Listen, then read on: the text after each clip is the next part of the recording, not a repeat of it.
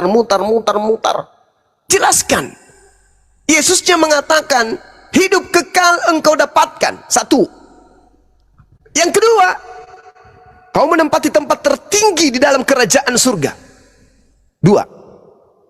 Yang ketiga, engkau mendapatkan hidup kekal bila mana engkau menjalankan perintah-perintah Tuhan. Di mana perintah Tuhan itu? Taurat.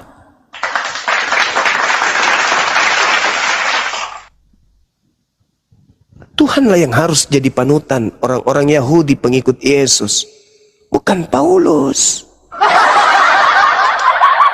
Jadi saudara-saudara Kristenku, ayolah buka diri, pelajari kembali Bible ini dengan seksama. Kami umat Islam tak ada beban. Kalian mengatakan Yesus itu utusan Tuhan, kami beriman bahwa yang datang di tengah Bani Israel itu lahir tanpa ayah adalah Rasulullah, Rasul utusan Allah. Tidak ada beban kami.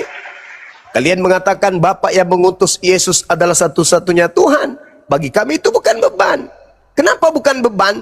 Karena bagi kami beriman kepada Tuhan yang datang kepada Nabi Ibrahim alaihissalam dan juga kepada keturunannya. Kami tidak ada beban untuk itu. Kalian mengatakan Yesus mengajarkan Injil. Kami beriman kepada hal demikian. Karena kami tahu, kami paham betul. Kami beriman kepada kitabullah yang diwahyukan oleh Allah kepada Nabi Isa alaihissalam. Nggak ada beban. Bahkan kami rela, berani mengatakan kami cinta kepada Yesus. Kami sayang kepada Yesus.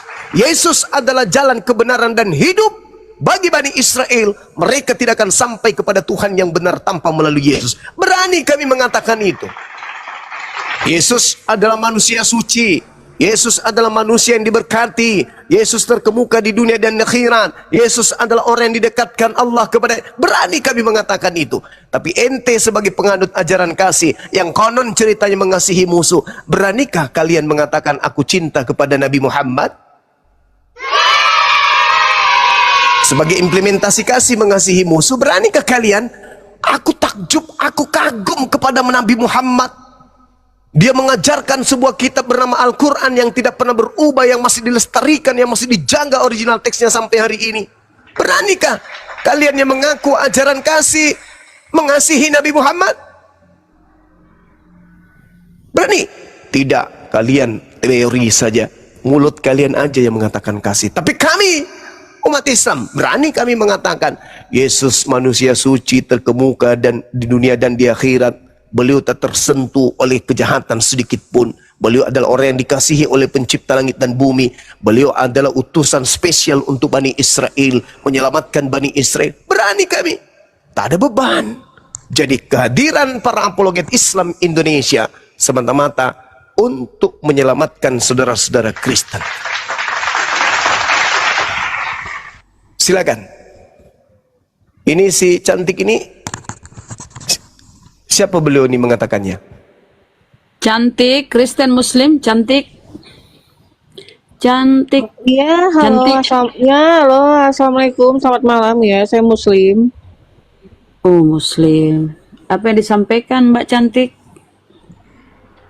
Nyimak hostnya dari tadi.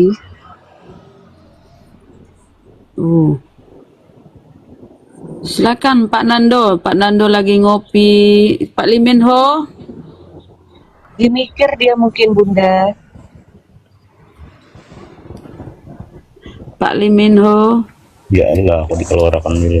Ya, Pak Nando sudah ya? Ya, dia masih ngopi Bang, silakan. Ya, begini Bang Juma, tentang hukum Taurat. Yesus mengatakan memang bukan untuk meniadakan hukum Taurat, tetapi menggenapi hukum Taurat.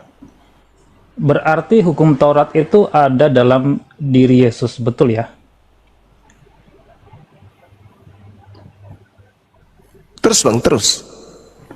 Iya, jadi dan Yesus berkatakan bahwa engkau tidak akan, ketika bertemu dengan seorang perempuan Samaria di Yohanes pasal 4, dia mengatakan bahwa kepada perempuan itu, bahwa kalian orang Samaria tidak akan lagi menyembah Bapa di Gunung Gerizim, tidak juga bagi orang Israel tidak juga akan menyembah Tuhan di Yerusalem. Sedangkan hukum Taurat itu yang dibacakan di dalam ibadah-ibadah orang Yahudi ada terletak di Yerusalem atau terletak di Bait Allah. Dan Bait Allah itu sudah tidak ada lagi. Jadi bagaimana mungkin kita akan melakukan hukum Taurat? Orang Kristen menegakkan hukum Taurat, sedangkan hukum Taurat yang dibacakan di Bait Allah sudah tidak ada lagi. Jadi menurut saya benar yang dikatakan Paulus sejalan dengan apa yang dikatakan Yesus bahwa dia menggenapi hukum Taurat. Paulus mengatakan bahwa hukum Taurat itu dan segala ketentuannya dibatalkan, tetapi bukan berarti itu dihilangkan, tetapi dijadikan satu dalam pribadi manusia Yesus. Itu di dalam Efesus pasal 2 itu.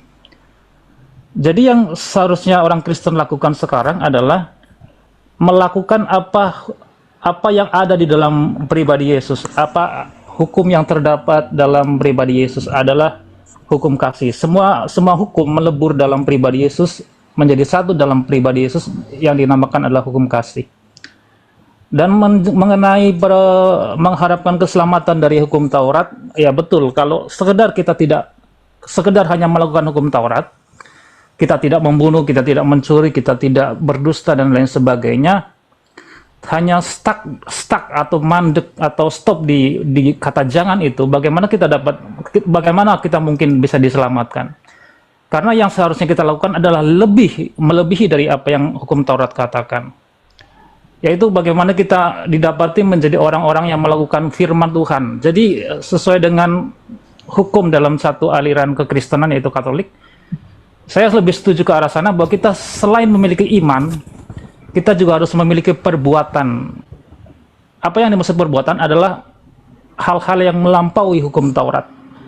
Yang tidak hanya sekedar takut untuk jangan ini, jangan itu, jangan ini dan lain sebagainya, tetapi melampaui dari hal itu, yaitu melakukan segala firman, segala kehendak Bapa di surga. Jadi betul, memang hukum Taurat itu kita tidak bisa mengharapkan keselamatan dari hukum Taurat. Karena hukum Taurat hanya larangan-larangan saja, demikian. Ya, demikian Bang Juma.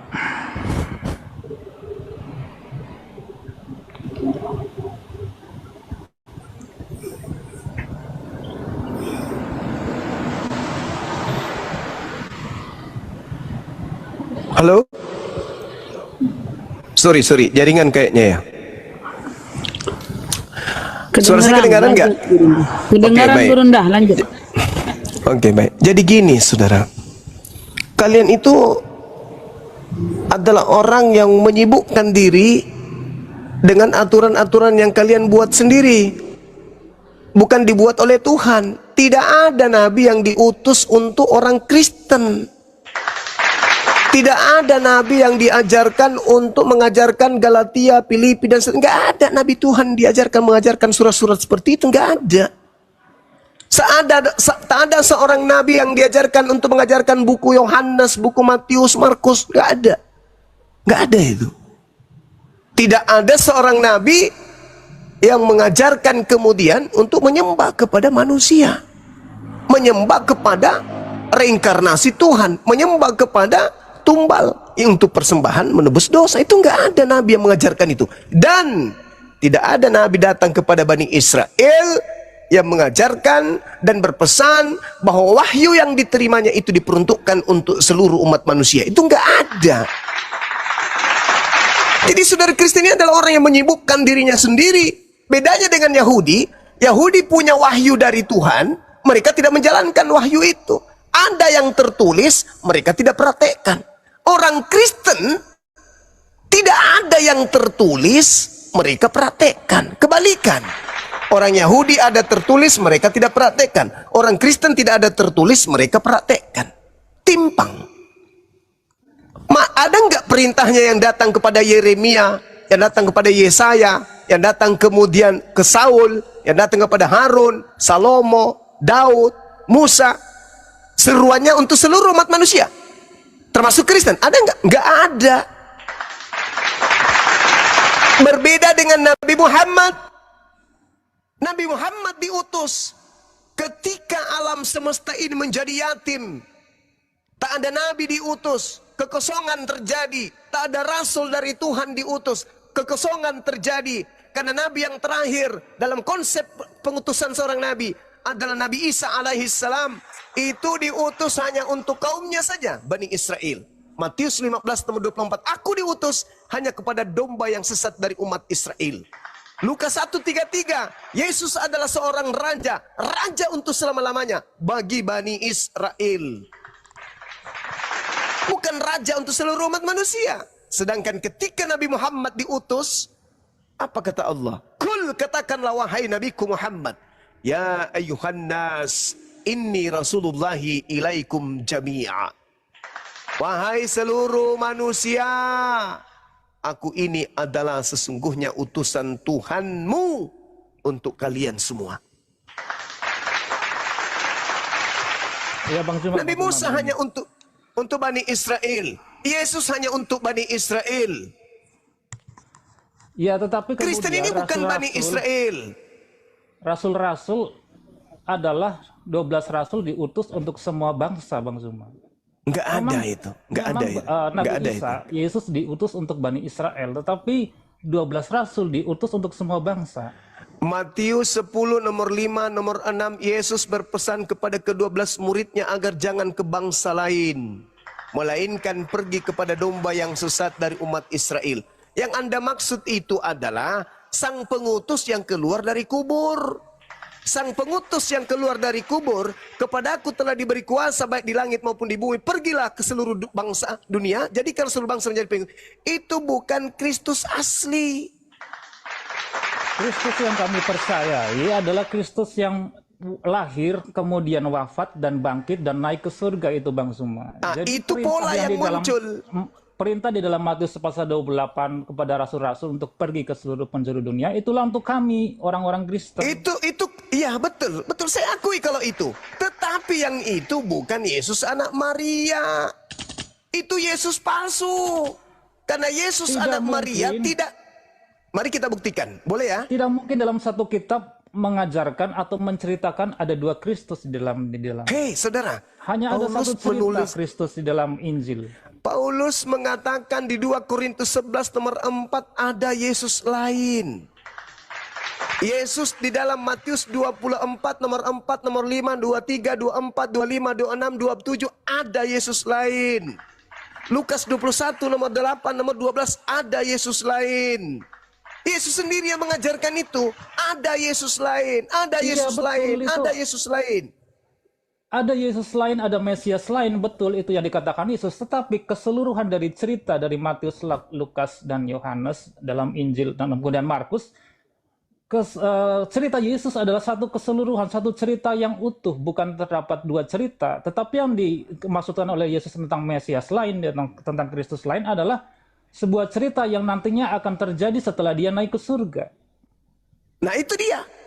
Setelah dia naik ke surga, muncul Kristus keluar dari kubur. No, cerita kebangkitan Gimana ceritanya? Yesus. Coba Kebangkitan Yesus begini. adalah satu cerita di Saudara. dalam Injil. Saudara, kalau salah salib, kalau misalnya salah salib, salah orang maksudnya, berarti yang keluar dari kubur salah orang kan? Tidak ada Kalau salah salib Yesus- di dalam tidak ada salah salib di dalam Injil. Oke, baik. Sekarang pertanyaan saya. Yang disalib menurut saudara, salib menurut saudara hukuman untuk orang yang dikutuk oleh Tuhan atau untuk orang yang dikasihi Tuhan? Itu dulu.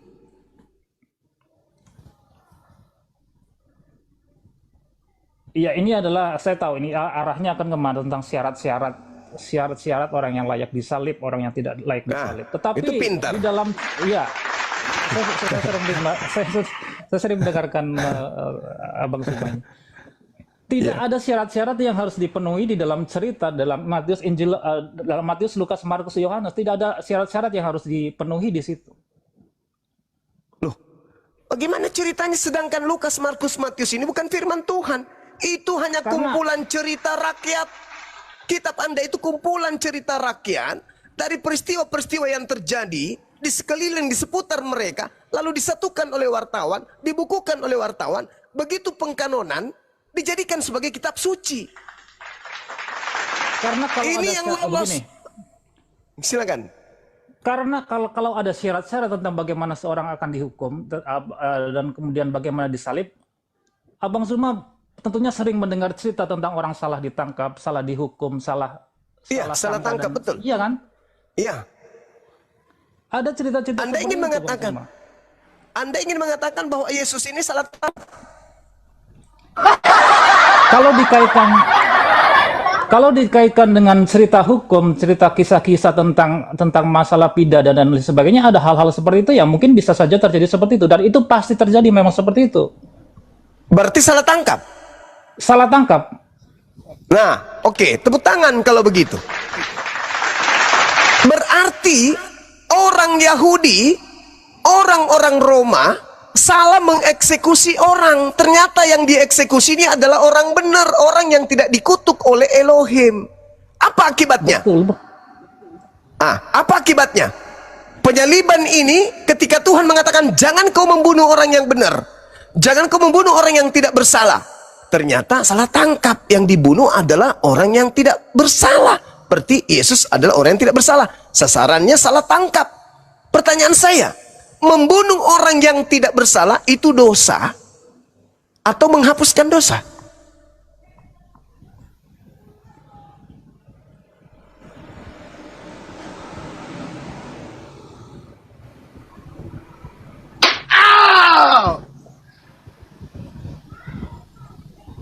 Iya, begini. Tentu saja kalau orang ditangkap karena dia tidak, kemudian didapati tidak bersalah, tentu orang yang menangkap itu adalah dosa, bersalah. Dosa kan melahirkan dosa, bukan menebus dosa. Lalu kalau ada perbuatan yang dihasilkan dari kemaksiatan, dari mana Kristen panen penebusan dosa dari situ? Kesalahan yang dilakukan oleh orang Yahudi dan orang-orang Romawi, kok bisa jadi panen Kristen? Kenapa bisa Kristen panen? Dari kesalahan yang justru Tuhan mengatakan dalam Amsal 6 nomor 16. 6 perkara yang dibenci oleh Tuhan, bahkan 7 kekejian di dalam hatinya yang dibenci, dan itu merupakan kekejian. Apa itu? Salah satunya adalah menumpahkan darah orang yang tidak bersalah. Menumpahkan darah Yesus yang tidak bersalah karena salah tangkap, itu adalah kekejian dan hal yang sangat dibenci oleh Tuhan. Bagaimana mungkin hal yang dibenci Tuhan, bagaimana mungkin hal yang membuat kekejian di hadapan Tuhan dijadikan sebagai dijadikan sebagai tumbal penebus dosa bagi orang-orang barat, yang mana Tuhan tidak pernah berfirman kepada orang barat, di mana Tuhan tidak pernah mengutus nabi kepada orang barat, di mana Tuhan tidak pernah kemudian memberikan kitab suci kepada orang-orang barat, Romawi, Yunani, Belanda, Inggris, Jerman, dan seterusnya. Bagaimana mungkin? Pola dari mana yang diusung kemudian ini? Jelas kembali kepada asalnya. Kristus palsu telah berkarya melahirkan sebuah konsep yang keliru. Adam mewariskan dosa waris dengan menjadikan tragedi penyaliban sebagai simbol keselamatan dengan salib. Salib adalah hukuman bagi orang yang silakan. Bang Zuma, perihal dosa yang dilakukan oleh para prajurit Romawi dan hukum ahli-ahli Taurat yang melaporkan dan kemudian menangkap Yesus. Dosa yang mereka lakukan adalah satu hal yang lain dari atau lain sisi atau lain cerita dengan yang dosa yang diperbuat oleh manusia ketika manusia jatuh dalam dosa. Itu hanya oleh berbeda. Karena begini. Ya, loh, Tuhan kekejian yang membunuh orang yang tidak bersalah adalah kekejian bagi Tuhan. Kekejian bagi Tuhan. Hal yang dibenci Tuhan. Perintahnya jangan kau membunuh orang yang benar. Ya itulah dosa yang harus ditanggung oleh dosa yang diperoleh oleh ahli-ahli Taurat dan orang prajurit Romawi yang menyalibkan Yesus. Tetapi tentang perbuatan mereka, Yesus sudah mengampuni mereka. Ketika Yesus disalib, Yesus berkata bahwa Ampunilah mereka Bapa karena mereka tidak tahu apa yang mereka lakukan. Itulah yang Yesus katakan. berdoa. Jadi perihal dosa mereka. Sekarang, Iya. nah, Yesus sekarang berdoa Bapak kepada ada Bapa jawaban mengatakan nggak? seperti itu. Bapak mengampuni nggak? Bapak mengatakan dalam Keluaran 23 nomor 8, sebab aku Tuhan tidak akan membenarkan orang yang bersalah. Dijawab. Kalau Anda mengatakan Bapak ampunilah. Ya, karena pengorbanan, karena kebaikan Yesus, dia tidak memperhitungkan dosa yang dilakukan oleh Prabu Romawi dan hukum Taurat. Kok jadi kebaikan sekarang? Loh, itu yang Sekarang kok tertulis jadi dalam teks kebaikan? Injil seperti itu. Saudara, orang-orang yang ingin membunuh Yesus, oleh Yesus disebut sebagai anak-anak setan. Kok juga sekarang Anda membenarkan mereka yang telah membunuh Iya, Yesus? tapi kemudian Bang Suma, Yesus mengatakan bahwa ketika dia digantung itu, disalibkan itu, dia berkata bahwa ya Bapa ampunilah mereka karena mereka tidak tahu apa yang mereka lakukan. Nah, sekarang pengampunan yang diberikan kemudian oleh Tuhan, Anda mengatakan oke, Tuhan mengampuni. Tapi Keluaran 23 mengatakan, aku Tuhan tidak akan membenarkan orang yang bersalah. Apakah mungkin Tuhan menjilat ludahnya sendiri? Menghapus firman-Nya sendiri? Keluaran 23, di mana Yesus menjadikan itu sebagai patron. Memang harus terjadi apa yang tertulis tentang aku di dalam kitab Taurat. Apa yang tertulis dalam kitab Taurat? Bohong jangan kau hembur-hemburkan. Orang yang benar dan orang yang tidak bersalah jangan kau bunuh. Sebab aku Tuhan tidak akan membenarkan orang yang bersalah. Ya, ini adalah betul sekali bahwa dosa yang seperti itu Tuhan tidak bisa membenarkan. Tetapi inilah anugerah, inilah iman yang harus kita bisa imani, kita bisa terima bahwa pengorbanan darah Yesus itu sanggup menghapuskan dosa. Seberat apa Berarti Anda ingin mengatakan dosa yang mereka lakukan. Berarti Anda ingin mengatakan bahwa iblis adalah pahlawan buat Kristen. Karena upaya penyaliban ini diprakarsai oleh iblis. Iblis merasuki Yudas. Iblis yang merasuki imam kepala mahkamah agama, orang Farisi. Iblis yang merasuki mereka. Sehingga Pilatus mengatakan dalam Matius 27 nomor 18, mereka menyerahkan Yesus karena dengki. Kedengkian rupanya yang menyebabkan kalian masuk surga. Kedengkian orang-orang yang kerasukan setan ini membuat Anda masuk surga. Bisakah kedengkian itu menghasilkan kebaikan? Kan tidak mungkin. Kalau Anda mengatakan hal yang sama, berarti Anda ingin mengatakan, saudara, iblis adalah pahlawan bagi Kristen.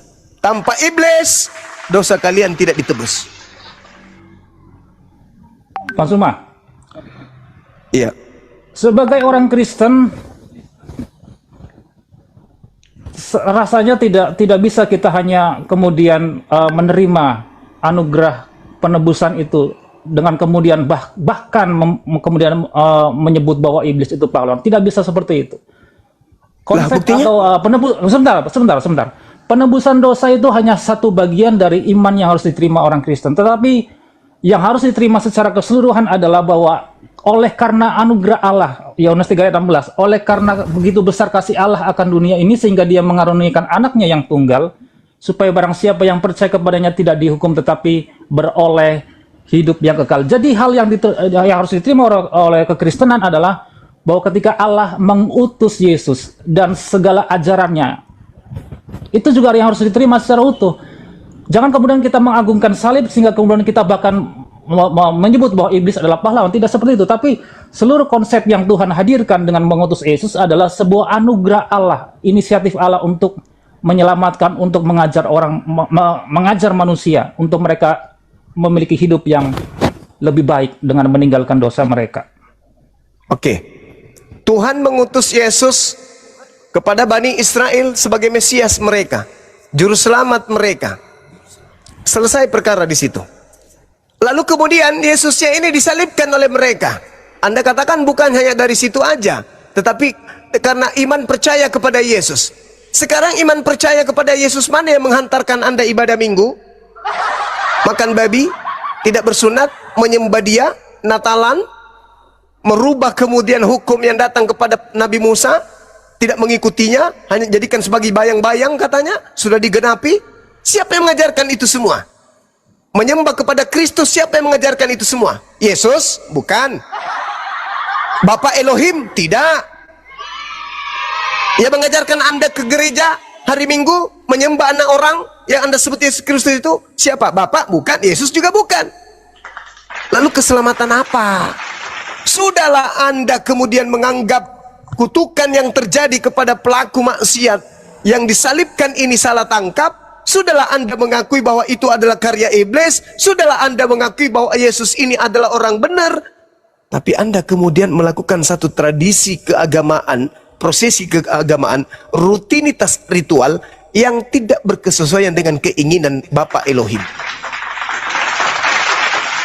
Jadi mana keselamatan yang mana ini? Keselamatan yang mana? Yang mana keselamatan Anda?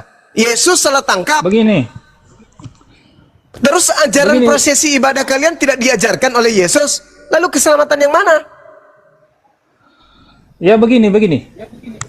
Ya kalau saya sudah sampaikan tadi bahwa Yesus adalah diutus untuk orang Israel, dan kemudian Yesus mendelegasikan ajarannya kepada 12 murid yang diutus untuk seluruh bangsa di muka bumi, bahkan dikatakan sampai ke ujung bumi, ya, demikian.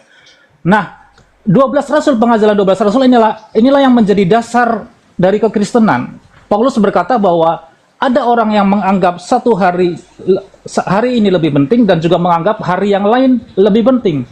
Jadi di dalam pengajaran rasul-rasul bahwa bukan hanya hari Sabat, tetapi kita masing-masing bisa menentukan hari mana yang lebih penting dari hari yang lain.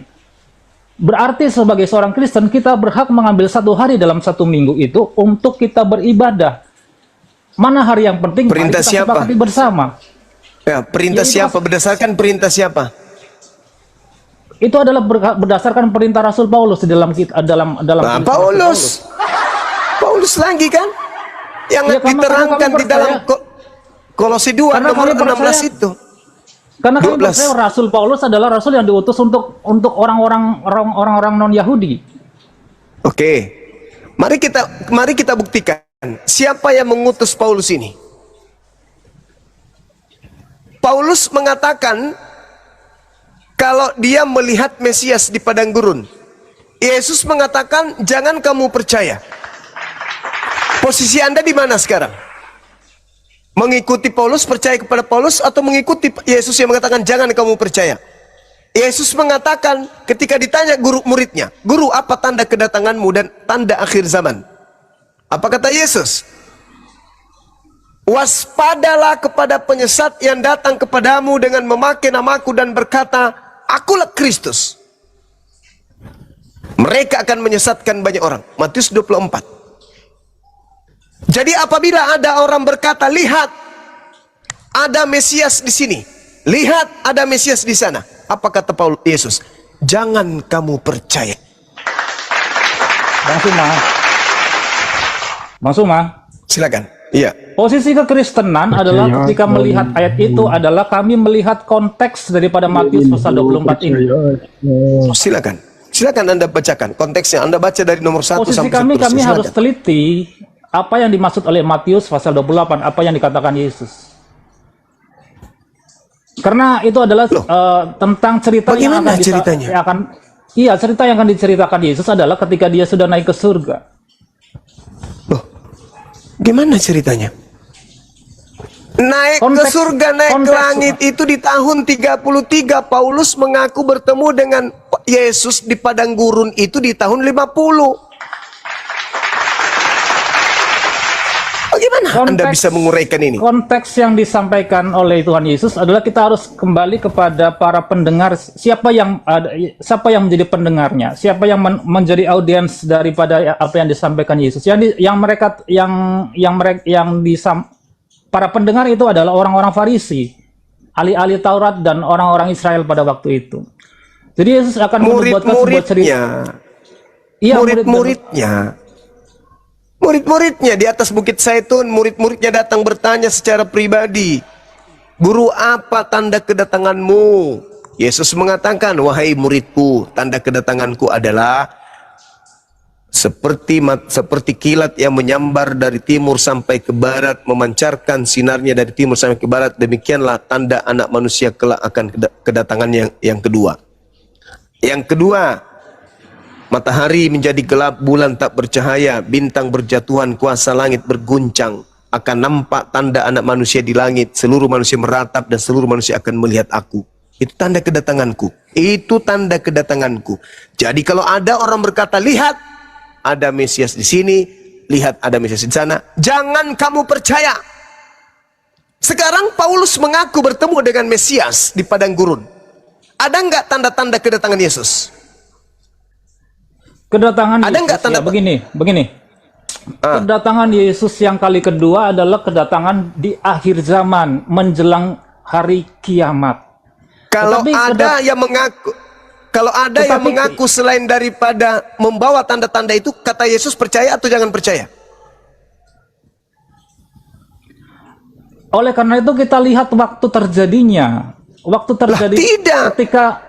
ketika Yesus menampakkan diri atau menyatakan diri kepada Paulus adalah ketika masih awal-awal dari pelayanan rasul-rasul, bukan di hari menjelang hari kiamat. Lah, kalau aku yang datang, kapanpun itu, kalau aku yang datang, itulah hari akhir, itulah tanda kiamat. Kalau aku yang datang dibarengi dengan akhir kehidupan dunia ini, matahari menjadi gelap, bulan tak bercahaya, bintang berjatuhan, itu kalau aku. Tapi kalau bukan aku yang datang, mau bermiliar orang mengaku melihat aku, tapi belum kiamat, jangan kamu percaya. Iya, betul. Kalau sekali. aku yang datang, Karena berarti itu, yang datang kepada Paulus ini Yesus atau bukan? Oleh karena itu, mari kita lihat apa yang sesungguhnya terjadi ketika Paulus ditemui oleh Yesus Kristus. Ada nggak tanda-tanda itu ketika aku datang? Tanda-tanda ini begini. Kalian akan mendengarkan suara dari langit dan cahaya dari langit. Ada nggak tanda-tanda itu? Nggak ada. Kalau aku yang datang, tanda. Iya. Karena Berarti itu perintahnya jangan terjadi percaya. ketika awal-awal pelayanan rasul-rasul, Pak Zum. Lah, Yesus ditanya sama muridnya. Bukan hari-hari menjelang hari akhir, bukan di hari kiamat. Saudara, bukan begitu caranya berpikir. Kan ditanya Yesus, guru, apa tanda kedatanganmu? Tanda kedatanganku yang ditanya nih. Tanda kedatanganku maksudnya, kalau aku yang datang, tanda-tandanya satu, matahari menjadi gelap, bulan tak bercahaya, bintang berjatuhan, kuasa langit berguncang, akan nampak anak manusia di tengah langit. Semua manusia meratap, semua manusia akan melihat aku di langit. Itu tanda kedatanganku. Titik, bungkus, bawa pulang. Nah, sekarang kata Yesus, kalau ada yang mengaku bertemu dengan aku di padang gurun ke, di dalam bilik ke, tidak ada tanda-tanda itu, perintah Yesusnya apa? Jangan kamu percaya. Ketika Paulus datang kepada murid Yesus, hei, kalian murid Yesus ya? Iya, kenapa? Aku bertemu dengan gurumu loh. Mereka tertawa. Tidak mungkin. Murid-murid pasti melihat matahari. Masih ada matahari. Lihat bulan, masih ada bulan. Bintang-bintang belum jatuh. Berarti yang datang ini bukan guru kami. Yang kau temui bukan guru kami. Karena itu pesan guru kami. Kalau dia datang, tanda-tanda ini akan menyertai. Yang datang kepada Paulus tidak ada tanda-tanda itu. Jangan kamu percaya, sebab dia akan menyesatkan banyak orang. Camkanlah, aku telah mengatakannya kepadamu terlebih dahulu. Apabila ada orang berkata ada Mesias di padang gurun, ada Mesias dalam bilik, jangan kamu percaya. Karena kalau aku yang datang, diikuti dengan tanda kiamat. Andai saja yang datang kepada Paulus itu adalah Yesus yang asli, bukan Yesus palsu, maka kita sudah tak ada di dunia. Kenapa? Sejak 2000 tahun dunia ini tutup usia. Udah kiamat. Kapan Udah kiamat. Yesus datang? Saat itu juga. tamat dunia ini. Andai saja yang datang kepada Paulus itu adalah Yesus asli, ya sudah selesai. Sudah kiamat. Kita nggak bisa lagi menikmati Pak Bom lagi live. Nggak bisa. Kenapa? Karena kehidupan dunia sudah berakhir sejak 2000 tahun lalu. Kenapa? Yesus asli sudah datang. Tapi karena yang datang palsu, lahirlah Kristen. Yang sudah dinubuatkan bahwa waspadalah agar kamu jangan disesatkan, sebab akan datang banyak penyesat dengan memakai namaku dan berkata akulah Kristus, mereka akan menyesatkan banyak orang. Jadi apabila ada orang yang berkata ada Mesias di sini, ada Kristus di sana, jangan ente percaya, sebab Mesias palsu, nabi palsu akan datang melakukan banyak mujizat, sekiranya mungkin menyesatkan murid pilihan juga. Camkanlah, aku telah mengatakannya terlebih dahulu kepadamu. Jadi apabila ada orang berkata ada Mesias di padang gurun, ada Mesias dalam bilik, jangan kamu percaya. Sebab sama seperti kilat memancarkan cahayanya dari timur sampai ke barat, demikianlah juga nanti tanda kedatanganku sebagai anak manusia. Akan nampak di langit tanda anak manusia. Matahari gelap, bulan tak bercahaya, bintang berjatuhan, kuasa langit akan berguncang. Dan malaikat akan meniup trompet sangkakala. Itu kalau aku yang datang. Jadi kalau ada 1000 manusia, 1.000.000 manusia mengatakan, tadi malam aku sholat loh, terus ada cahaya datang, terus dia tinggi, panjang, pakai jubah, mukanya bercahaya, dan dia mengaku Yesus. Apa kata Yesus? Jangan kau percaya. Oh, saya umroh, terus saya melihat ada Yesus di atas Ka'bah. Ngapain? Bertasbih. Lalu dia datang menyapaku, lalu mencium jidatku, makanya aku murtad. Jangan kau percaya. Itu nasihat Yesus. Sebab kalau aku yang datang, kiamat, innalillahi wa inna ilaihi raji'un. Al-Quran juga menerangkan itu. Dalam surah As-Zukhruf ayat 6, jelas sekali dikatakan, 61, dikatakan begini. Apabila Yesus atau Nabi Isa datang, maka itulah tanda akhir zaman.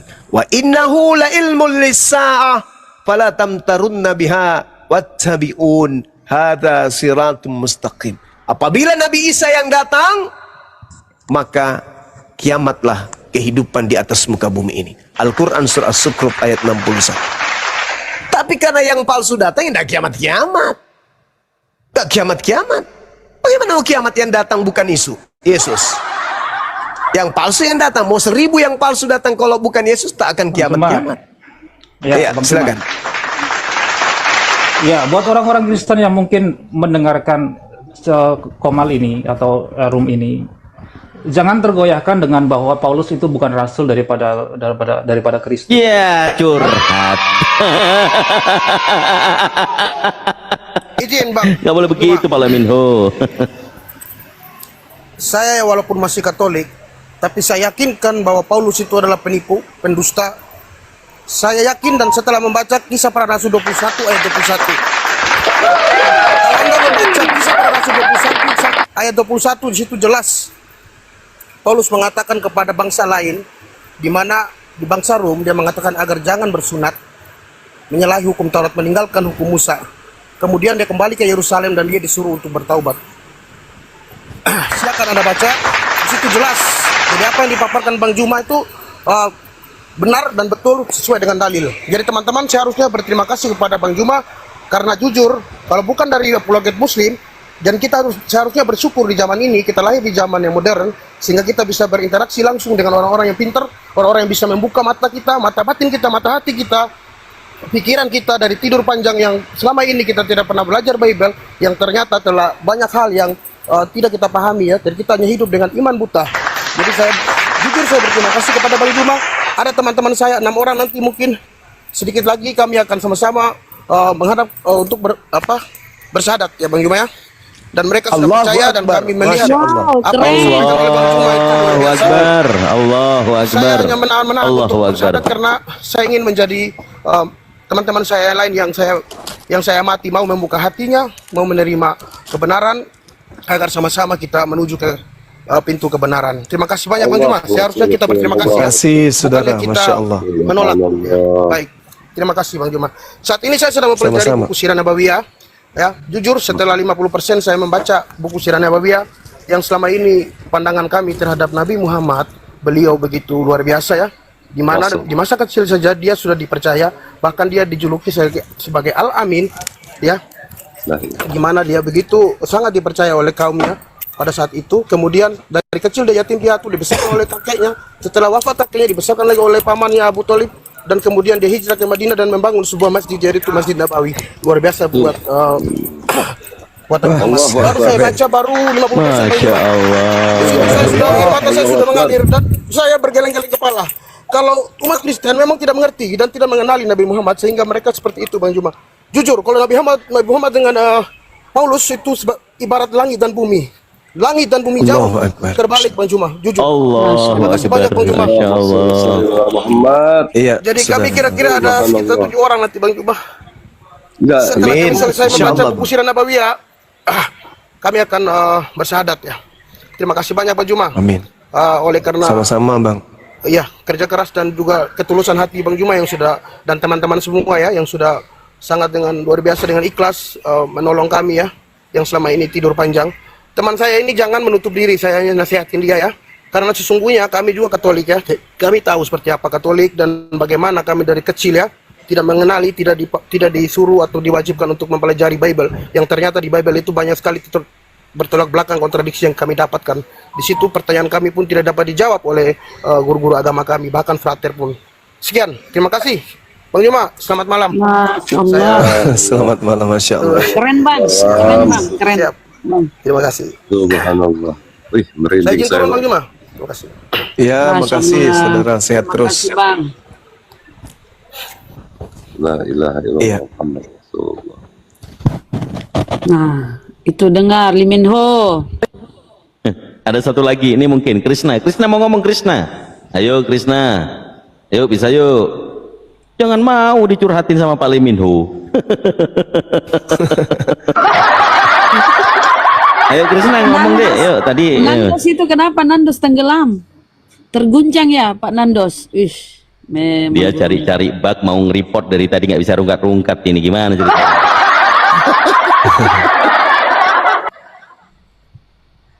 Nandos ini malu-malu kucing. Kabur.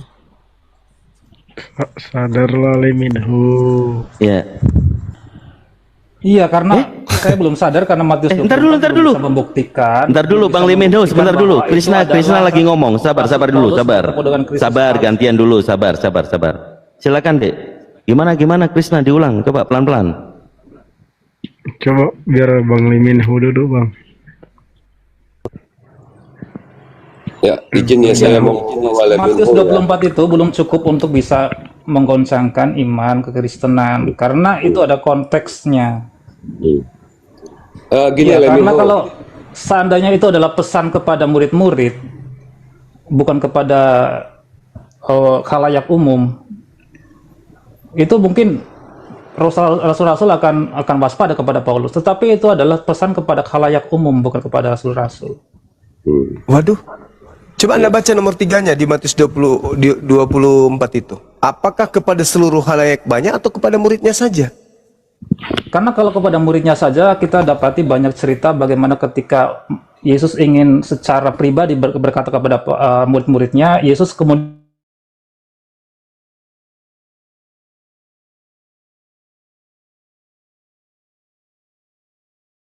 isi ada ahli Taurat, ada murid-murid. Jadi ini pesan untuk orang kebanyakan, Mas Zuma.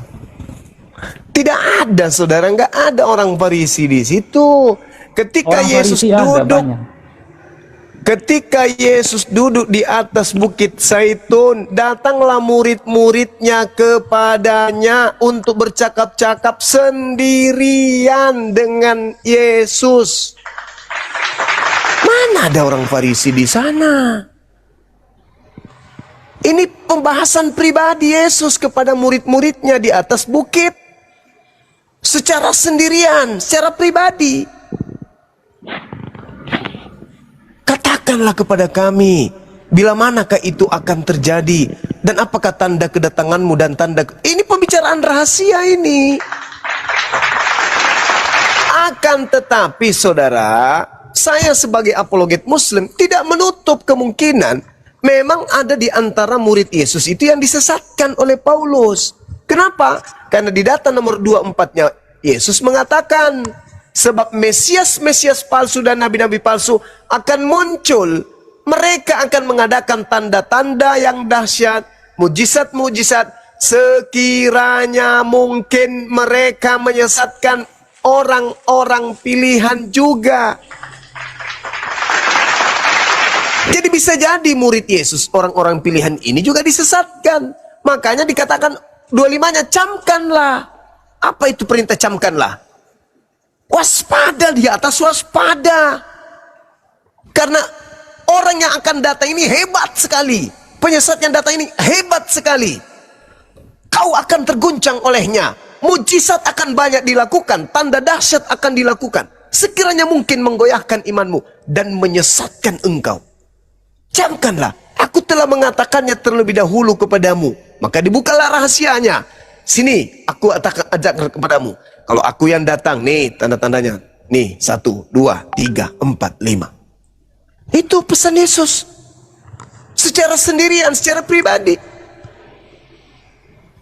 Tapi kalau saudara sebagai orang Kristen menerima pemberitaan Paulus, aku bertemu dengan Kristus di padang gurun, dan Anda terima, wajar. Toh ente bukan murid Yesus. Yang dipesan Yesus di Bukit Zaitun hanya muridnya, Bani Israel, supaya mereka jangan percaya kepada Paulus yang mengaku bertemu dengan dirinya. Tapi kalau Anda hari ini percaya kepada Paulus, silakan aja. Toh ente bukan Bani Israel. Makanya nanti setelah kamu bertemu dengan Yesus, saudara, dalam Matius 7 nomor 22-23, pada hari terakhir nanti, banyak orang akan datang kepadaku. Kalian akan datang kepada Yesus nanti. Apa kata kalian? Tuhan. Yesus akan mengatakan, lebay. Ya, Kok panggil Tuhan sama aku? Begini. Sebelum kembali, sebelum berputar di Matius 7 kembali, gini.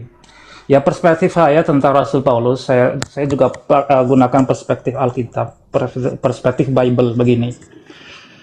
Ketika Yesus mencari murid-murid, dia sendiri yang menunjuk siapa yang menjadi muridnya. Dia yang sendiri mencari.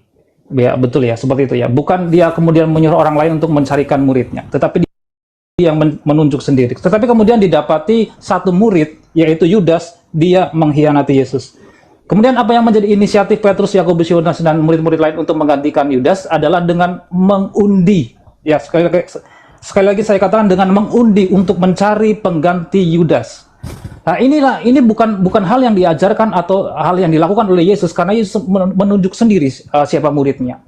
Jadi menurut saya seperti itu juga Yesus menunjuk 12 murid sebelumnya, dia sendiri pula lah yang menunjuk Paulus sebagai rasulnya yang ke-12 untuk menggenapi 11 murid, 12 murid yang satu posisi sudah ditinggalkan Yudas. Datanya bang. Sehingga pemilihan Paulus bukan berdasarkan undian, bukan berdasarkan inisiatif manusia, tetapi berdasarkan inisiatif Kristus sendiri yang bertemu dengan Paulus di Damsyik. Ya, itu menurut saudara yang percaya kepada Paulus. Tapi murid-muridnya yang tidak percaya kepada Paulus, itu pun sudah mendapatkan pesan. Petrus sudah jangan kau percaya. Petrus sudah mengamini bahwa Paulus adalah seorang rasul, dan itu berdasarkan perspektif yang saya sudah tunjukkan tadi, bahwa penunjukan pengganti Yudas bukan berdasarkan undian, tetapi berdasarkan inisiatif Yesus sendiri untuk menggenapi satu posisi yang ditinggalkan Yudas. Nah, sekarang pertanyaan saya, dari mana Anda tahu kalau yang datang kepada Paulus itu adalah Yesus asli? Berdasarkan inisiatif Kristus untuk mencari satu murid, satu rasul. Dari mana Anda tahu kalau itu adalah Yesus asli? Ya, berdasarkan dari pemikiran penalaran perspektif saya yang berdasarkan Alkitab, bahwa Yesus sedang menggenapi pengikut Paulus untuk menggenapi ke-12 rasul. Karena posisi kerasulan harus genap 12. Kata siapa?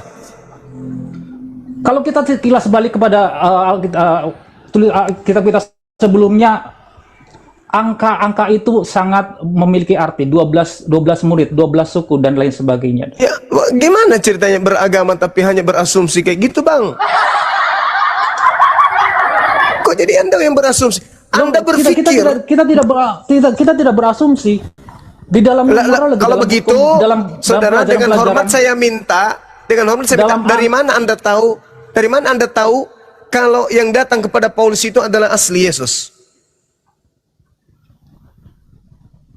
Ya, sesuai dengan apa yang saya sampaikan tadi, saya tahu bahwa itu asli karena Yesus berinisiatif untuk mencari. Dari mana Anda tahu Yesus berinisiatif? Rasul ke-12 yaitu Paulus. Dari mana Anda tahu Yesus berinisiatif? Karena ada satu posisi rasul yang tidak atau kosong karena ditinggalkan Yudas. Lah, kok jadi dasar pijakannya ke sana? Apa hubungannya coba? Bahkan Yesus mengatakan, Yohanes 6:70, bukankah aku yang memilih engkau yang 12 dan satu di antaramu adalah iblis? Lantas di mana Paulus ini dipilih? Mana dalilnya? Aku yang memilih engkau yang 12. Satu di antaramu iblis.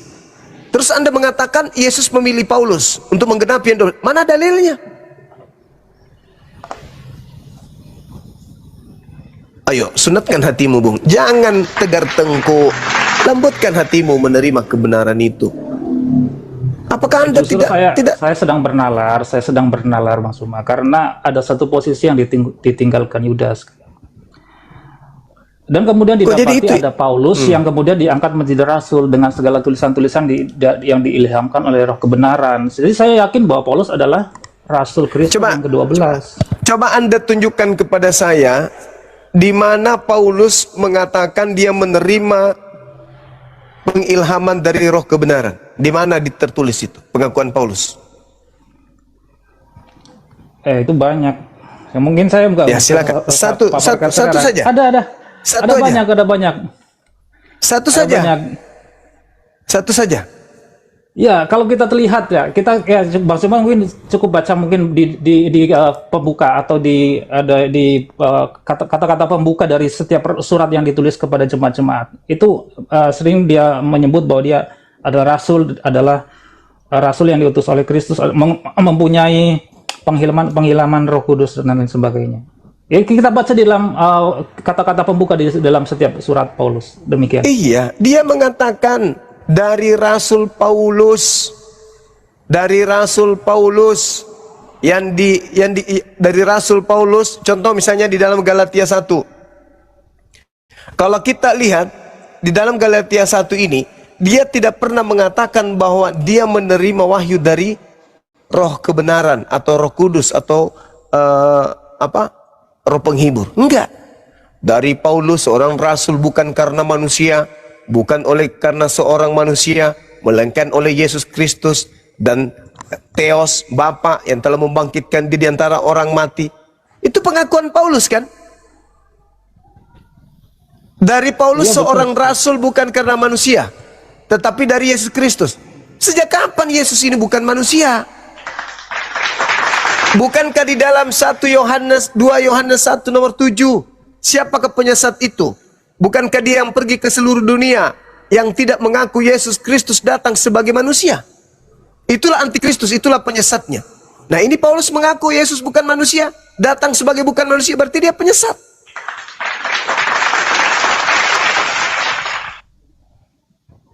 Siapakah penyesat itu? Bukankah dia yang pergi ke seluruh dunia yang tidak mengaku Yesus Kristus datang sebagai manusia? Itulah antikristusnya. Itulah planos, penyesat, penipu, pembohong, iblis. Nah, Paulus mengatakan, aku menerima Injil bukan dari manusia, tapi dari Yesus. Berarti Paulus mengatakan Yesus datang kepadanya bukan sebagai manusia. Berarti dialah penyesat, dialah antikristus itu. Betul yang dikatakan oleh saudara Al-KTP. Coba, dia mengajarkan orang makan babi, dia mengajarkan orang tidak bersunat. Tapi ketika dia kembali ke Yerusalem, dia mengakui dosa-dosanya. Malah dia bertobat dari mengajarkan agama Kristen. Kisah Para Rasul 21 nomor 15 sampai nomor 26. Kalau Paulus aja bertobat dari mengajarkan agama Kristen, kenapa kalian tidak?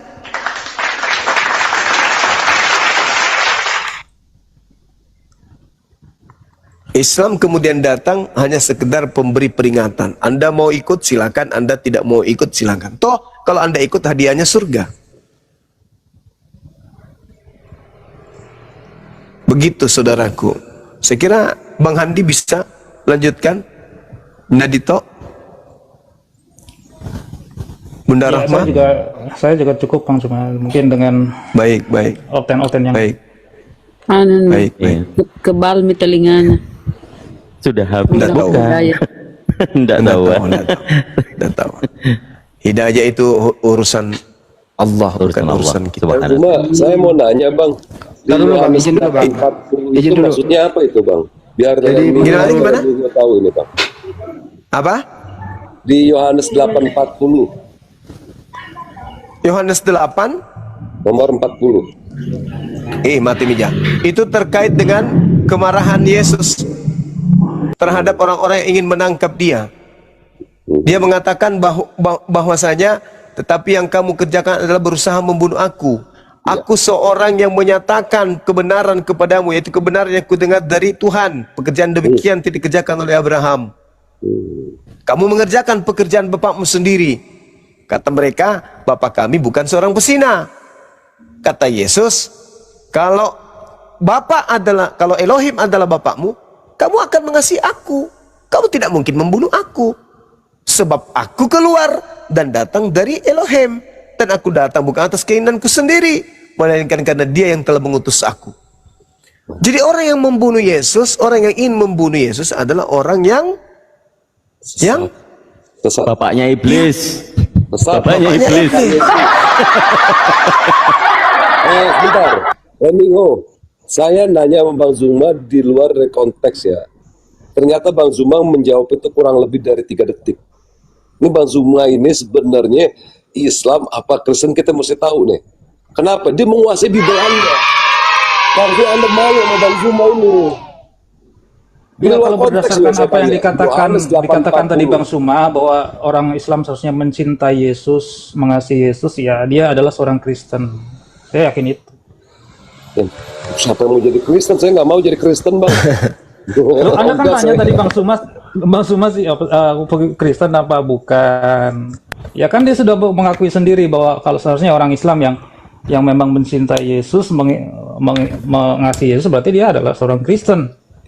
Ya banyak orang-orang Islam mualaf yang mengatakan bahwa kalau Islam itu adalah nyinggung saya ini, saya mualaf ini, disinggung ini. Saya disinggung ini. Izin guru ndak Bang Zuma, Bangku sayang, Masya Allah, luar biasa. Karena tadi izin ya Bang Handi ya. Oh Bang Handi, monggo Bang Handi, silakan dulu. Silakan Bang Handi. Beliau ada sesuatu yang penting kayaknya. Ayo Kanda. Menurut ini saya barusan dapat informasi dari Burundi gitu ya. Jadi menurut undang-undang yang berlaku di Burundi, orang yang mempergunakan akalnya itu diekstradisi dari Burundi gitu. Jadi di sana memang orang itu tidak pakai akal, imani saja. Itu undang-undang dari Burundi. Makasih. bahasanya bisa bahasanya. Aduh ya Allah, Oke, saya sedikit summary ya. Saya sedikit summary karena tadi di awal waktu Gurunda lagi istirahat di Soma, saya akan memulai diskusi dengan Pak Leminho yang awalnya mengakui Tuhannya bayi, kemudian tidak. Ini suatu pemahaman terbaru. Kemudian ditanya lagi apakah Kristus yang baru disalib menjadi Tuhan, kemudian diamini sebelumnya Kristus disalib, orang Kristen tidak punya Tuhan. Itu ya tadi ya. Nah, semakin ke sini pembahasannya lebih ke kritik sama fundamental di dalam kekristenan. Namun kalau saya tadi karena tinggal tahlilan, ini tentang penyalipan, dan juga nanti saya goyang tentang bagaimana Yesus menggoyang imanmu ya. Pada waktu penyalipan, sebelum penyalipan penangkapan terjadi, Yesus mengatakan kepada murid-murid, Matius 17 nomor 23, kalau tidak salah pasti Gurunda tadi sudah menyampaikan, Yesus yang mengatakan mereka menyerahkan dia dan kemudian dihukum mati, bangkit di hari ketiga. Yesus yang berbicara, mereka akan menyerahkan dia, bukan menyerahkan aku. Ngerti ya? Kalau ini ya. Jadi dalam tata bahasa Indonesia, kalau dia mengatakan mereka akan menangkap aku, berarti Yesus yang akan ditangkap dan dibunuh di kayu salib. Tetapi Yesus sendiri yang mengatakan dia. Yang terakhir tadi, Yohanes 8 nomor 40, bahwa orang-orang yang menginginkan Yesus dibunuh adalah yang iblis bapaknya. Satu lagi sebelum Pak istirahat ya, Pak Leminho, ini sering saya bawakan terkait pembelajaran teologis atau diagnosa bahwa konsep ketuhanan di dalam kekristenan, kalau kita tunjukkan data ini, semua denom Kristen habis dan ketahuan di mana letak keimanannya secara doktrinal. Kita baca di Matius 26 nomor 31. Ini ilmu untuk mengungkap denominasi sekaligus menghancurkan semua denominasi. Saya izinkan baca dulu. Mari, maka berkatalah Yesus kepada mereka, malam ini kamu semua akan tergoncang imanmu karena Bang Zuma. Karena aku, katanya. Sebab ada tertulis, aku akan membunuh gembala dan kawanan domba akan tercerai-berai. Kalau dalam dogmatis, sebab ada tertulis, pastinya merujuk kepada perjanjian lama. Perjanjian lama tertulis di Zakaria 13 nomor 7, bangkitlah wahai pedang. Kalau ini diungkap, orang Trinitas atau Tritunggal akan mengatakan aku itu Bapa, yang menjadi korban dibunuh adalah Yesus. Bapa akan membunuh Yesus dan murid-murid semuanya akan tercerai-berai. Tapi ingat, iblis adalah pembunuh manusia sejak semula. Apakah Bapa itu pembunuh? Tidak. Maka di sini letak Yesus mengatakan kepada para murid, malam ini kalian semua akan tergoncang imanmu karena aku, karena iblis akan membunuh Yesus, tetapi Yesusnya tidak terbunuh dan tidak tersalib. Kenapa? Karena semua 4 gospel hanya dugaan. Tidak ada penulis itu menjadi saksi mata dan menuliskan sesuai dengan kesaksiannya, mereka ada di TKP. Jadi ini kalau memang mau goyang iman orang Kristen seperti Pak Leminho, penyalipan itu fiktif, Pak. Tidak ada di dalam Bible menjelaskan penulis itu ada di lokasi, di tempat, bahkan yang mendengarkan Eli, Eli lama sabahtani, orangnya sopo, rumahnya mana, namanya siapa, tidak ada. Jadi tidak ada penyalipan, tidak ada Kristen, ya. Itu aja dari saya. Silakan saya kembalikan Mas Andi. Guru Allah. Ya, saya langsung jawab, mohon untuk ringkas. Begini, ya memang masalah penyalipan adalah banyak sekali penafsiran, adalah masalah penafsiran ya. Di dalam teman-teman saya Muslim pun itu adalah tafsiran. Bahkan beberapa ustadz atau mungkin ulama dari Mesir bahkan di tahun 1900 berapa saya lupa, saya nonton videonya, bahkan ada juga yang menafsirkan bahwa Nabi Isa atau Yesus itu wafat juga. Nah, itu semua penafsiran. Cuma ya saya tetap iman kepada penyalipan atau penebusan dosa. Tetapi sekali lagi itu bukan satu doktrin yang hanya untuk diimani saja. Ada banyak doktrin lain yang harus kita lakukan, harus kita aplikasikan dalam hidup kita sehari-hari. Bukan hanya sekedar penebusan dan kemudian kita merasa aman, kita merasa diselamatkan. Itu terlalu naif, terlalu bodoh. Ya seperti itu, Kang Dito, saya jawab. Makasih. Padahal saya nggak bertanya tadi ya. Tapi nggak apa-apa, itu tandanya Pak Lee Min Ho masih beriman dengan apa yang diimani ya. Tapi ada banyak ilmu tadi ya. Ingat, jangan menuhankan bayi. Tuhan Anda bukan bayi, betul? supaya enggak ada tuh lagi nyanyian timang timang Tuhanku sayang. Oke ya, itu poinnya.